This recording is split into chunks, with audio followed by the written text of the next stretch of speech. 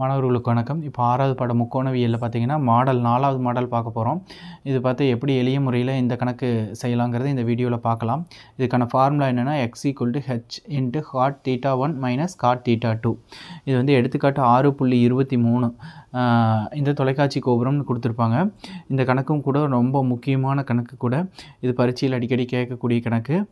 ஒரு கால்வாயின் கரையில் ஒரு தொலைக்காட்சி கோபுரம் செங்குத்தாக உள்ளது. இது ஒரு கால்வாய், கீழே வந்து ஒரு கால்வாய் இருக்குதுன்னு வச்சுக்கோங்க. அந்த கால்வாயில் கோபுரம் எப்படி இருக்குது? செங்குத்தாக இருக்குது. இந்த ஏபிங்கிறது தான் கோபுரம். கால்வாயின் மறுக்கரையில் உள்ள ஒரு புள்ளியிலிருந்து, இது கால்வாயினுடைய மறுக்கரை, இந்த டிங்கிறது தான் மறுக்கரையில் உள்ள ஒரு புள்ளியிலிருந்து காணும் பொழுது கோபுர உச்சியின் ஏற்றக்கோணம், இந்த சிங்கிறது இது வந்து மறுக்கரை இந்த இடத்துல. அப்போ ஏற்றக்கோணம் என்னவாக இருக்குதுன்னா 58 டிகிரியாக இருக்குது. இது வந்து 58 டிகிரியாக உள்ளது. அப்புள்ளியிலிருந்து விலகி ஒரே நேர்கோட்டில் 20 மீட்டர் தொலைவில் சென்று இங்கிருந்து இந்த புள்ளியிலிருந்து இந்த இடத்துலேருந்து விலகி எத்தனை தூரம் செல்கிறாங்க? 20 மீட்டர் தொலைவில் சென்றவுடன் கோபுர உச்சியின் ஏற்றக்கோணம் என்னவாக இருக்குதுன்னா 30 டிகிரியாக இருந்துச்சு அப்படின்னா கோபுர உயரத்தை காண்க அப்படின்னு சொல்கிறாங்க. ஃபஸ்ட்டு வந்து இது படம் ரொம்ப முக்கியமானது. ஃபஸ்ட்டு படத்தை தெளிவாக வரைஞ்சிடணும். ஏபிங்கிறது தொலைக்காட்சி கோபுரம், கால்வாயின் மறுக்கரை, இந்த கால்வாயினுடைய மறுக்கரைங்கிறது இந்த புள்ளி தான். அப்போது இந்த புள்ளியில் வந்து பார்க்கும்போது எப்படி இருக்குதாமா, ஏற்றக்கோணம் வந்து 58 டிகிரியாக இருக்குது. அந்த புள்ளியிலேருந்து கொஞ்சம் விலகி 20 மீட்டர் தொலைவு வந்தோடனே அதனுடைய ஏற்றக்கோணம் என்னவாக இருக்குது அப்படிங்கிறாங்கன்னா 30 டிகிரியாக இருந்தது அப்படின்னா இந்த கோபுரத்தினுடைய உயரம் என்னவாக இருக்கும் அப்படின்னு சொல்லி கேட்குறாங்க. இதுக்கான ஃபார்முலா என்ன? x = h × cot θ1 - cot θ2. இப்போது நாம் எழுத போகிறோம். இப்போது எக்ஸுக்கு பதிலாக என்ன நம்பர் அப்படின்னு பார்த்தீங்கன்னா 20. நாம் ஹெச் தான் கண்டுபிடிக்கணும். அப்போது காட் θ1, θ1ங்கிறது எவ்வளோன்னு பார்த்தீங்கன்னா நமக்கு 30 டிகிரி. அடுத்தது எவ்வளவு? காட் 58 டிகிரி. சரியா? இப்போ 20 அப்படியே எழுதிக்கிங்க. 20 ஹெச் காட் 30 டிகிரியோட வேல்யூ எவ்வளவு? நமக்கு √3. அதே மாதிரி காட் 58 டிகிரி நமக்கு தெரியாது. ஆனால் இதில் என்ன கொடுத்துருக்குறாங்கன்னா டேன் 58 டிகிரி தான் கொடுத்துருக்குறாங்க. அதனால் நம்ம இது என்னவா மாற்றிங்கன்னா காட்னா டேனுடைய தலைகீழ். அதனால் இது எப்படி எழுதலான்னா 1/1.6003. இப்போது இது அப்படியே எழுதுங்க. 20 ஹெச், சரியா? ஹெச் இன்ட்டு அப்போது √3. இந்த 1 வந்து 1.6003 நம்ம வகுத்தோம்னா நமக்கு என்ன கிடைக்கும் அப்படின்னு பார்த்தீங்கன்னா 0.6248 இது கிடைக்கும். இந்த நம்பர் கிடைக்குது நமக்கு. அதுக்கடுத்து என்ன பண்ண போகிறோம் அப்படின்னு பார்த்தீங்கன்னா இப்போது 20 அப்படியே எழுதுங்க. மறுபடியும் 20 ஹெச் இன்ட்டு இதில் √3யோட வேல்யூ எவ்வளவு? 1.732 மைனஸ் 0.6248. இப்போது 20 அதை அப்படியே எழுதிக்கிங்க. ஹெச் இன்ட்டு இப்போது இதிலிருந்து இந்த நம்பர்லேருந்து 1.732லேருந்து 0.6248 கழிச்சோம் அப்படின்னா நமக்கு என்ன கிடைக்கிது? 1.1072ங்கிற மதிப்பு நமக்கு கிடைக்கும். இப்போ நமக்கு என்ன வேணும்? ஹெச்சோட வேல்யூ தான் நம்ம கண்டுபிடிக்கணும். அப்போது ஹெச் அப்படியே வச்சுக்கோங்க.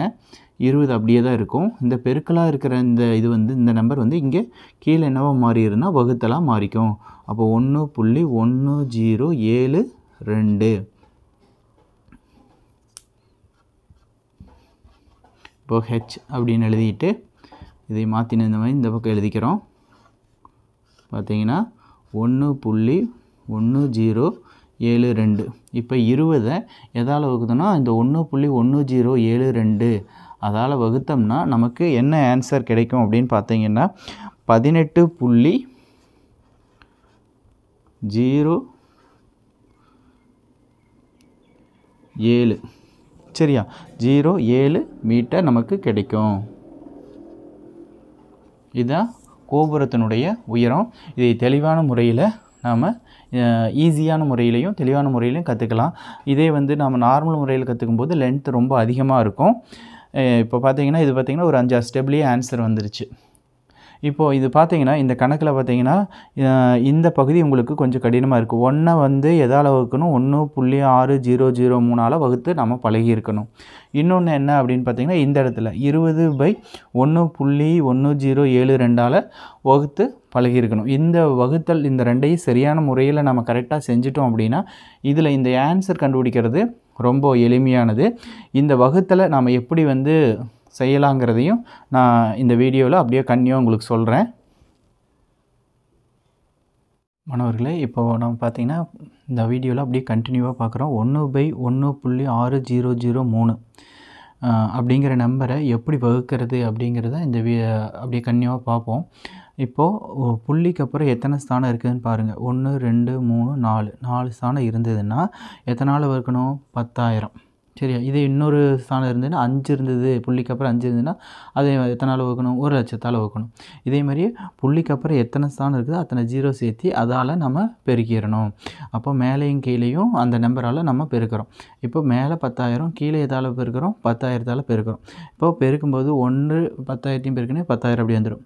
இந்த மாதிரி எந்த ஒரு நம்பர் ஜீரோ கொடுத்துருந்தாங்கன்னா 10,000, 1,00,000, 100, 200 இந்த மாதிரி அதாவது கொடுக்கும்போது 10 அடுக்குகளாக கொடுக்கும்போது அந்த நம்பர் அப்படியே எழுதிட்டு ஜீரோவை எத்தனை ஜீரோ கொடுத்துருக்காங்க அத்தனை ஜீரோவை எழுதிடுங்க. அதுதான் அதனுடைய ஆன்சராக இருக்கும். இப்போது 16,003 இருக்குது. அதை அப்படியே எழுதிட்டு அதனோட எத்தனை ஜீரோ சேர்த்துட்டேன்? 4 ஜீரோ சேர்த்து எத்தனை ஸ்தானம் தள்ளி புள்ளி வைக்கிறோம்? 1 2 3 4 ஸ்தானம் தள்ளி புள்ளி வச்சிங்கன்னா எவ்வளோ 16,003 நமக்கு கிடச்சிரும். முழு எண்ணாக மாறிடும். இப்போ 10,000 எதால் வகுக்க போகிறோம்? 16,003 வகுக்க போகிறோம். இப்போது 10,000 ஃபஸ்ட்டு நம்ம எழுதிட்டு அதுக்கப்புறம் 16,003 எழுதிக்கிறோம். வகுத்தல் போட்டு இப்போது 16,003 ஃபஸ்ட்டு ஒரு டைம், ரெண்டாவது டைம் போட்டு கூட்டிக்கிறோம். இதே வந்து 16,003 மறுபடியும் போட்டு 3 டைம் கூட்டியிருக்கிறோம். இதே 4 டைம், 5 டைம், 6 7 8 9 டைம் நம்ம எழுதிக்கிறோம். ஃபஸ்ட்டு இந்த சைடில் நாம் ஃபஸ்ட்டு இதையெல்லாம் கூட்டி எழுதிடுங்க. 9 டைம் எழுதிடுங்க. அதுக்கப்புறம் இந்த வகுத்தல் செய்யும்போது ரொம்ப சுலபமாக எழுதிடலாம். வகுத்தல் கணக்கு 16,003 10,000 கொண்டு வகுக்கும்போது இப்போ பெரிய எண் 16,003 நம்ம இது 10,000 நான் ஒரு ஜீரோ எக்ஸ்ட்ரா சேர்த்திருக்கேன் இந்த கணக்கில். இப்போது 10,000 இப்போது 10,000 16,003 கொண்டு வகுக்க முடியாது. அப்போ ஜீரோ சேர்த்துறோம். ஜீரோ இங்கே ஜீரோன்னு போட்டு இங்கே ஒரு ஜீரோ சேர்த்திடுறோம். இப்போ இது என்னவா மாறிடும்? 1,00,000 மாறிடும். அப்போ இது 1,00,000 மாறும்போது இதில் நீங்கள் பாருங்கள், இதில் எந்த நம்பர் வந்து 1,00,000க்கு நியர்பையாக 16,003 கொண்டு வகுக்கும்போது நமக்கு 1,00,000க்கு நியர்பையாக வருது அப்படின்னு பார்த்தீங்கன்னா இது வந்து 1,00,000 விட இங்கே அதிகமாக போகுது. இங்கே எவ்வளோ இருக்குது? 1,00,000க்கு கம்மியாக இருக்குது. அப்போ இந்த 6 தடவை, அப்போ 6ஐயும் 16,003 பெருக்கினீங்கன்னா எவ்வளோ வரும்? 96,018. அப்போ அதிலிருந்து கழிச்சிங்கன்னா உங்களுக்கு என்ன கிடைக்கும்? 3,982 அப்படின்னு கிடைக்கிது. அப்போது 3,982 கிடைக்கும்போது நம்ம என்ன பண்ணுறோம்? மறுபடியும் சின்ன நம்பர், அப்போது இது ரொம்ப சின்ன நம்பர், மறுபடியும் என்ன பண்ணிக்குவோம்? ஒரு ஜீரோ சேர்த்திக்கணும். அப்போ இது வந்து இதில் பார்த்தீங்கன்னா 39,820. அப்போ பார்த்தீங்கன்னா இதில் பார்க்கும்போது நமக்கு எது பெரிய நம்பரு? இந்த 3 போட்டிங்கன்னா இங்கே என்ன ஆயிரும்? 48,000 போயிடும். அப்போ 2 தடவை போடணும். 2 தடவை போட்டு இதை கண்டுபிடிச்சிருங்க. அப்போது இதை கழிச்சிட்டோம்னா நமக்கு எவ்வளோ கிடைக்கும்? 7,814 கிடைக்கும். மறுபடியும் என்ன பண்ணிக்கிறோம்? ஒரு ஜீரோ சேர்த்திட்டோம் அப்படின்னு பார்த்தீங்கன்னா இதில் பார்த்தீங்கன்னா 78,140. அப்போ இதில் 78,140 எங்கே இருக்குது அப்படின்னு பார்த்தீங்கன்னா இங்கே 64,000க்கு அப்புறம் இங்கே எவ்வளோ வந்துடுது? 80 வந்துடுது. அப்போ இது எத்தனை டைம் போடணும்? 4 டைம் போட்டு கண்டுபிடிக்கணும். இதே மாதிரி அடுத்தது இதை கழிச்சதுக்கப்புறம் பார்த்தீங்கன்னா இங்கே பார்த்தீங்கன்னா இங்கே என்ன இருக்குது? 14,128 இருக்குது. அப்போ நம்ம இதுலேயே ஒரு ஜீரோ சேர்த்துவோம். அப்போ பார்க்கும்போது இது எவ்வளோ இருக்குது? இங்கே பார்த்தீங்கன்னா 9 டைம் போடுவோம். ஆனால் இதில் எத்தனை டைமு? 8 டைமில் போட்டு இந்த ஆன்சர் கண்டுபிடிச்சிடலாம். இந்த மாதிரி கண்டுபிடிக்கும்போது நீங்கள் எளிமையான முறையில் கண்டுபிடிச்சிடலாம். இது வந்து கொஞ்சம் ப்ராக்டிஸ் இருந்ததுன்னா நீங்கள் இதையே கற்றுக்கலாம். மாணவர்களே, பார்த்தீங்கன்னா இந்த இறுதி விடையும் இந்த கணக்கில் நாம் வந்து 20 வந்து 1.1072 வகுக்கணும். இந்த மாதிரி நம்பரை எப்படி வகுக்கிறதுங்கிறத மெத்தடை நம்ம எழுதியிருக்கிறேன். இது கொஞ்சம் ப்ராக்டிஸ் பண்ணிங்கன்னா இந்த மெத்தட் உங்களுக்கு ஈஸியாக செஞ்சிடலாம். அப்போது புள்ளிக்கு அப்புறம் எத்தனை ஸ்தானம் இருக்குது? 1 2 3 4 ஸ்தானம் இருக்குது. அப்போ எத்தனால் பெருக்கணும்? 4 சைஃபர் போட்டுக்கணும். அப்போ 10,000 மேலே கீழேயும் பெருக்கிடணும். அப்போ 20ஓட 10,000 பெருக்கணும்னு ஒரு ஜீரோ சேர்த்தி வந்துடும். அப்போ 5 ஜீரோ 2,00,000 ஆயிரும். இதில் வந்து இந்த நம்பர் அப்படியே எழுதிட்டு இது என்ன பண்ணிக்கணும், இந்த 4 ஜீரோவை ஆட் பண்ணிக்கணும். அப்போ புள்ளிக்கு அப்புறம் எத்தனை ஸ்தானம் இருக்குது, 1 2 3 4 ஸ்தானம் தள்ளி புள்ளி வச்சிங்கன்னா உங்களுக்கு முழு எண்ணாக கிடச்சிரும். அப்போ 2 லட்சம் டிவைடட் பை 11,072ன்னு வரும். இப்போ இந்த 11,072 அப்படியே கூட்டி எத்தனை டைம், ஒரு 9 டைம் எழுதி வச்சுக்குங்க, சைடில் எழுதி வச்சுருங்க. இப்போ நீங்கள் வகுக்கும் போது உங்களுக்கு ஈஸியாக மாறிடும். ஃபஸ்ட்டு 20,000 மட்டும் 2 லட்சம் எழுதியிருக்கிறோம். அந்த 2 லட்சத்தில் எந்த பகுதி 11,072 நம்ம எவ்வளோ எடுத்துக்கிறோம், ஃபஸ்ட்டு ஒரு டைம் எடுக்கும்போது 20,000த்தில் இந்த 20,000க்கு நம்ம எடுக்கிறோம். அப்போ ஒரு டைம் எழுதினா 11,072. அப்போ இது கழிச்சின்னா 89,000 இது கழிச்சின்னா எவ்வளோ ஒரு 8,928ன்னு வரும். அதுக்கப்புறம் இந்த ஜீரோவை ஆட் பண்ணிக்கங்க. இப்போ இது எவ்வளோ ஆயிரும், 89,280ன்னு இருக்குது. அப்போ 89,280 எங்கே இருக்குது அப்படின்னு பார்த்தீங்கன்னா, இது போனீங்கன்னா 99 வந்துடுது. இதுதான் 88. ஸோ அப்போ 8 டைம் போடலாம். அப்போ 8 டைம் போட்டு இதை கழிச்சிங்கன்னா 704ன்னு வரும். அப்போ 704ன்னு வரும்போது ஒரு ஜீரோ சேர்த்துனீங்கனாலும் இதை விட குறைவாக தான் இருக்குது. இது 11,000, இது 7,000ன்னு வரும். அப்போ இங்கே என்ன பண்ணிக்கணும், ஜீரோ சேர்த்திக்கணும். மறுபடியும் என்ன பண்ணுறோம், இன்னொரு ஜீரோ சேர்த்திக்கிங்க. அப்போ ஜீரோ சேர்த்திட்டிங்கன்னா இது எவ்வளோவா மாறிடும், 70,400. அப்போ இந்த 70,400 இங்கே எங்கே இருக்குதுன்னு பாருங்கள். இது 66க்கு அப்புறம் இங்கே எவ்வளோ வருது, 77 வந்தது. அப்போ எவ்வளோ டைம் போடலாம், 6 டைம் போடலாம். அப்போ 6 டைம் போட்டுட்டு இது கழிச்சிங்கன்னா இந்த ஆன்சர் வரும். அப்போது நம்ம புள்ளிக்கு அப்புறம் ஒரு 2 ஸ்தானம் கண்டுபிடிச்சா போதுமானது. அப்போது இதனுடைய வேல்யூ நம்ம என்ன கண்டுபிடிச்சி வச்சுருந்தா, h = 18.06ன்னு கண்டுபிடிச்சிருந்தோம். அந்த ஆன்சர் இதில் வந்திருக்கு. இது முழுமையாக நீங்கள் ஈஸியாக கற்றுக்கலாம். கொஞ்சம் ப்ராக்டிஸ் பண்ணிங்கன்னா இன்னும் கொஞ்சம் எளிமையான முறையில் நீங்கள் கற்றுக்கலாம். தேங்க்யூ.